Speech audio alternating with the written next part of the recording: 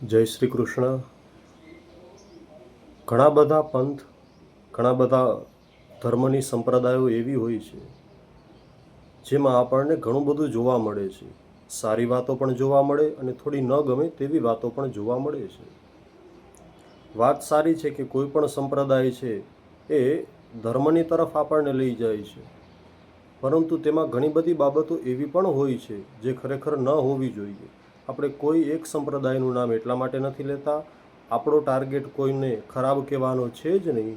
આપણો મુખ્ય હેતુ એટલો જ છે, આપણે બસ બધાને સાચા માર્ગે લઈ જાય, બસ આપણે બધાને સાચી વાત બતાવીએ. એટલે કોઈ સંપ્રદાયનું નામ નહીં, કોઈ ધર્મનું નામ નહીં, પરંતુ આપણા સનાતન ધર્મની અંદર જે સંપ્રદાયો છે એ બધી સંપ્રદાયો મુખ્યત્વે આપણને ધર્મ તરફ લઈ જાય છે. પરંતુ એમાં કોઈ એવી વાતો હોય છે જેના કારણે તેના ભક્તો અથવા તો એ સંપ્રદાયને ન અનુસરવાવાળા, એને જોવાવાળા જે લોકો છે, અન્ય ભક્તો, એ બધા એનાથી ને કોઈ પ્રકારે દુઃખી થાય છે.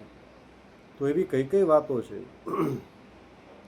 મુખ્યત્વે એક એવી સંપ્રદાય હશે જ્યાં મેં એવી વાત સાંભળી હતી, એ કોઈ ગાદીપતિ બેઠા હતા તો તેના ભક્ત આવી તેના ચરણ દબાવી રહ્યા હતા, તેની સેવા કરતા હતા. તો તરત જ બાજુમાં કોઈ એના ઓળખીતા બેઠા હતા, એણે કહ્યું, ભાઈ તમે તમારા માતા પિતાના ક્યારેય ચરણ દબાવ્યા છે? તો પેલા તો ભાઈએ કંઈ જવાબ ના આપ્યો, પણ ઓલાએ 2-3 વાર પૂછ્યું એટલે કહ્યું કે ના, મેં મારા માતા પિતાના ચરણ ક્યારેય દબાવ્યા નથી. તો આપણે આપણા માતા પિતાના ચરણ દબાવવા જોઈએ, તેના ચરણની સેવા કરવી જોઈએ.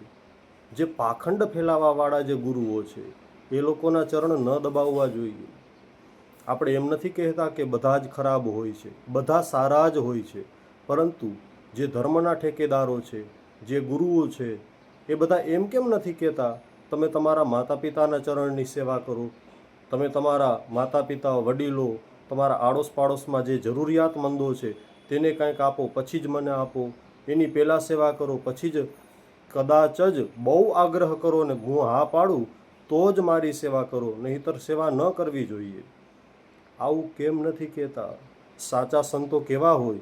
સાચા સંતો કોઈની સેવા ન લે, બહુ આગ્રહ થાય, બહુ એટલે બહુ એ ભક્ત વિનંતી કરે, અને એમાં પણ ક્યારેક એ ગુરુને એમ થાય કે ચાલો ને આનો ભાવ છે તો હું થોડી એને સેવા આપું, તો જ એ સેવા લઈએ, બાકી સેવા જ ન લઈએ.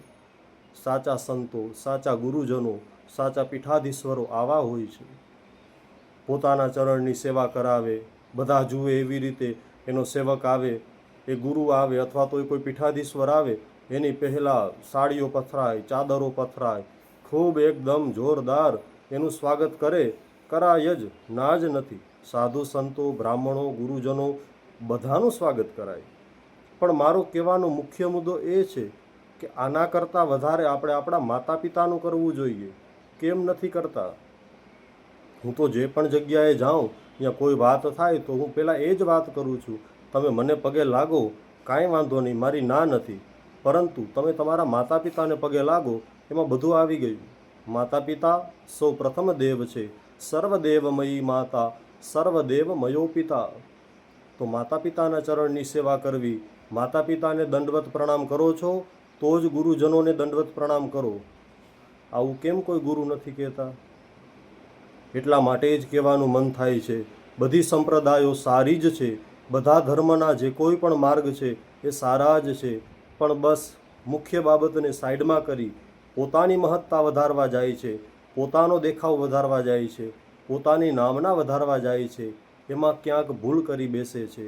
તો બસ ગુરુ પૂર્ણિમા નજીક આવે છે, આપણે કેવા યોગ્ય વ્યક્તિને ગુરુ તરીકે સિલેક્ટ કરવા એ આપણે વિચારીએ છીએ કે આપણા હાથમાં છે. ના, આપણા ભાગ્ય જેવા હોય, આપણા કર્મ જેવા હોય એવા જ આપણને ગુરુ પ્રાપ્ત થાય છે. ગુરુ આપણો સ્વીકાર કરે છે, આપણે ગુરુનો સ્વીકાર નથી કરતા. પણ ધ્યાન રાખજો, કોઈ પાખંડમાં તમે ફસાઈ ન જતા. બાકી જો યોગ્ય ગુરુ મળી જશે તો આ ભવસાગર પાર કરાવી દેશે.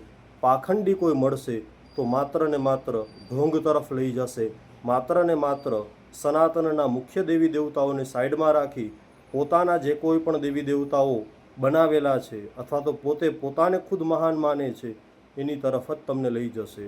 તો આપણે સાવધાન રહીએ, સાચી વાત હોય એને પકડીએ, સાચી જે કોઈ પણ માહિતી છે એને પકડીએ. માતા પિતા, આપણા ભગવાન, આપણા વડીલો એ બધા પહેલાં, પછી આપણે જેને બાલ મંદિરમાં એકડો બગડો કરાવ્યો એ ગુરુ પહેલાં, પછી બીજા બધા ગુરુઓ. ગુરુઓને હંમેશા પ્રણામ, પણ માતા પિતાને પ્રણામ કરવા, આવી વાત જે કહે, પરિવારમાં ભેગું રહેવું, આવી વાત જે કહે એ જ સાચા ગુરુ છે. જય શ્રી કૃષ્ણ.